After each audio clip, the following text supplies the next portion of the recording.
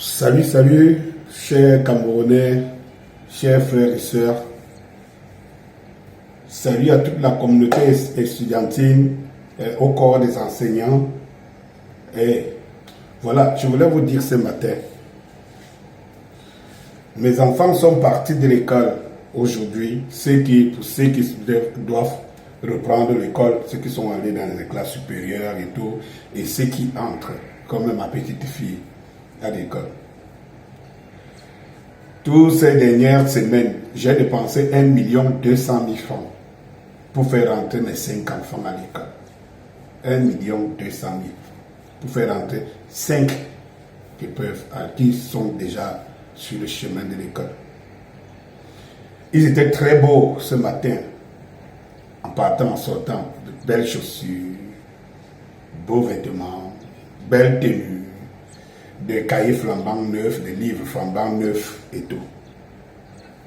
Je voudrais mettre en garde ici les gens qui pensent dans ce pays que le pays les appartient. Et nous sommes les esclaves, nous sommes les membres, les esclaves de la 3e catégorie, de la 3e classe. Ça veut dire que la classe des bâtards ou des gens qu'on a adoptés au Cameroun. J'aimerais le dire, les mettre en garde.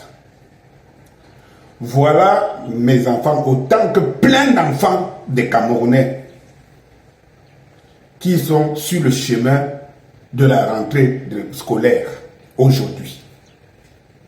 Et nous savons très bien que les enseignants, ceux qui sont censés leur inculquer le savoir, leur donner le savoir, sont dans une peine depuis plus d'une vingtaine d'années aujourd'hui et ont annoncé une autre campagne de grève massive pour cette rentrée. Quand je dis je mets en garde, cela veut dire que chaque Camerounais doit être conscient de la situation. Savoir des Camerounais qui tirent le diable par la queue, qui peuvent dépenser autant d'argent pour que leurs enfants, pour garantir l'avenir de leurs enfants, et derrière l'avenir de leurs enfants, l'avenir du Cameroun. Donner, ce sont ces enfants qui rendront la fierté du Cameroun en leur moment, en leur temps. Et dire que les Camerounais qui ont dépensé autant d'argent que moi, bien sûr, pour cette rentrée, autant d'argent qui ont dépensé autant d'argent, ne se soucient pas de pourquoi ils ont dépensé autant d'argent. Moi, je ne dors pas pour chercher mes 5 francs. Je travaille dur, Dieu seul sait. Alors, dépenser autant d'argent parce que tu veux garantir le savoir de tes enfants et par-dessus tout, pour servir, pour que ces enfants-là servent ton pays, notre pays, et savoir qu'à cause des politiques menées par certains qui pensent que le Cameroun les appartient, ils ne vont pas acquérir ce savoir. Je n'ai aucune compétence, ni je ne sais pas quoi, ni des mots pour convaincre les enseignants. Parce qu'il faut se mettre à la place des autres.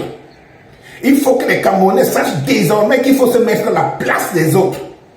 Et il faut que les Camerounais prennent conscience. Parce que dans cette histoire-ci, je pense que c'est les parents, c'est chaque parent conscient de ce que c'est que l'achat de conscience ou bien l'achat de connaissance qu'il fait pour son enfant devrait être averti et se dire ce n'est pas possible. De plus en plus, l'école flamme. L'enseignement n'est pas de qualité parce que les enseignants, le corps enseignant n'est pas à l'aise. Qui peut nous donner mieux quand il est mal à l'aise? Nous tous, nous savons que quand tu es mal à l'aise, tu ne peux pas donner le meilleur de toi-même. Or, c'est le meilleur de ce meilleur de soi qu'on attend des enseignants pour nos enfants. Et ça, c'est pour le bien de nos enfants, le bien de nos progénitures. Donc, chaque Camerounais qui me regarde ce matin devrait se poser la question, est-ce que ce qui se passe dans le monde de l'enseignement au Cameroun n'aura pas un impact sur lui? Est-ce que cela ne contribue pas à donner à nos enfants des diplômes sans connaissance? Parce qu'au-delà de tout, le système s'arrangerait toujours à donner les diplômes pour montrer que tout va bien. Et nos enfants vont se retrouver dans la rue, ils vont se retrouver en train de laver les voitures, ou alors à faire le métier qui est le métier de tous les ratés de la République, le bensikin. Et ceux qui font le bensikin aujourd'hui, qui s'y plaisent, ne se posent pas la question. Si le Cameroun se renverse demain et qu'il y a un pôle de développement qui naît, c'est les tramways et tout ça, tout comme il s'est prévu, c'était un pays normal, ça existerait déjà. Ils auront encore quel métier? Quelle sera la place du bensikin? Camerounais se sont réduits au strict minimum. Mais au strict minimum, là, c'est jusqu'à quand? Jusqu'à quand? Il y aura toujours des gens pour faire ces petits métiers. Mais on ne peut pas avoir nos cerveaux qui se retrouvent en train de faire le bensikin. Un petit accident, ta carrière est finie. Un petit hola, c'est fini. Une petite vol de moto, c'est fini. Et on se contente de ça parce que ça donne 10 000, 15 000 tous les jours. Ça dépasse le salaire d'un fonctionnaire à la fin du mois. Mais pour construire quoi avec ça? Avec quelle marge de manœuvre? Le chef camerounais, c'était un petit message ce matin. Il te dit, les enseignants vont mal. Et nous, les Camerounais, nous avons le devoir de solidarité parce que si le corps enseignant va mal, il va nous toucher. Il faut qu'on le sache. Il faut qu'on le sache. Allez, partagez massivement ma page parce que le meilleur est à venir. Danny Scorpio officiel, c'est Facebook. Danny Scorpio, ta chaîne Danny Scorpio TV, ça c'est sur YouTube, Instagram Danny Scorpio, TikTok Danny Scorpio. Allez, bonne journée, surtout bonne rentrée.